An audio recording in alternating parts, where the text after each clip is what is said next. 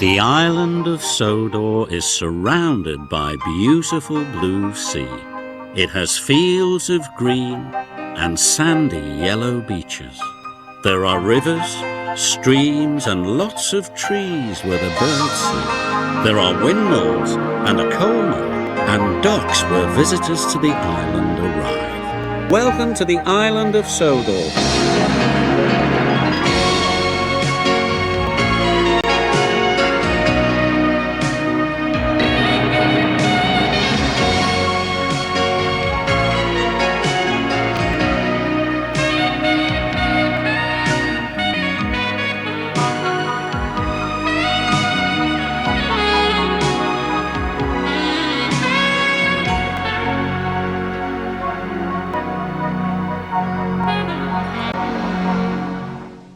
One day, Edward was talking to Trevor when Douglas steamed by. He was pulling a train of heavy coal trucks.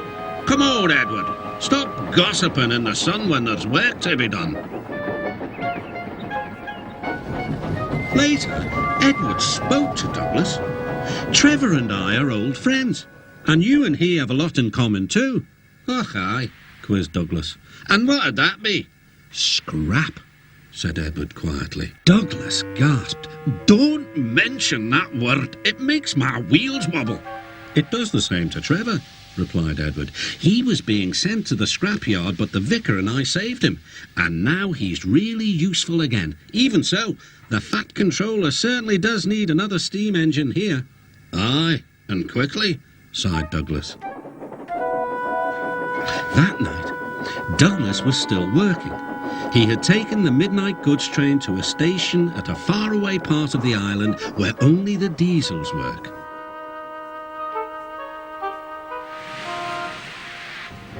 He was just shunting, ready for his return journey, when...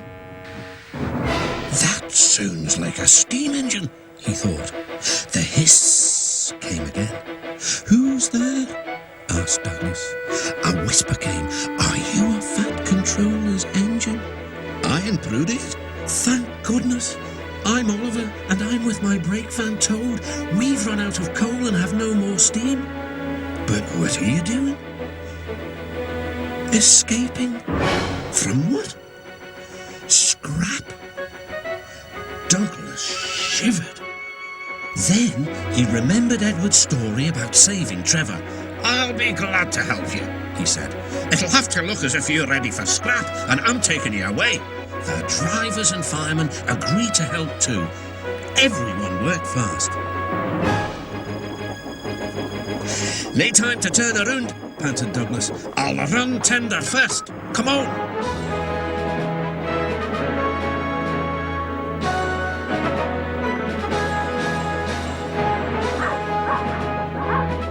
But before they could clear the station, they were stopped. "Aha!" exclaimed the foreman. "A Great Western engine and a brake van too. You can't take these." "Ah, but they're all for us," said Douglas's driver. "See for yourself."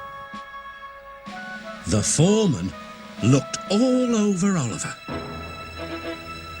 "Seems in order." "Right, away, guard."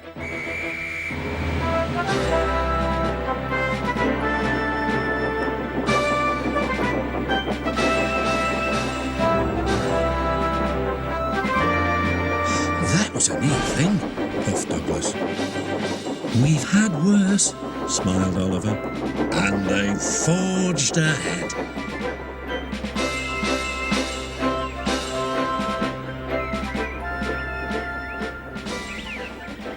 It was daylight when their journey ended.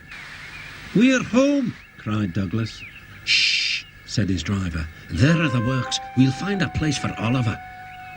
Oliver said goodbye and thank you, and Douglas puffed away. The next day, Douglas told the other engines all about Oliver. "The Fat Controller will have to know," said James. "Douglas should tell him at once," added Gordon. "Well, here he is," said a voice. "Now, what's this all about?" "Beg pardon, sir, but we do need another engine." "Yes, sir," ventured Gordon. "A steam engine, sir." "I'm afraid that unless one is saved from scrap, there's little hope." "But, sir," burst out Douglas, "one has." Yes, indeed. And thanks to you, Douglas, he is now at our works. Oliver is just what we need for Duck's branch line. Everyone cheered. Now Oliver and Toad are mended and painted in full Great Western colours. Duck and Oliver are happy on their branch line. The others laughed at first and called it the Little Western. Duck and Oliver were delighted, and so the Little Western it will always be.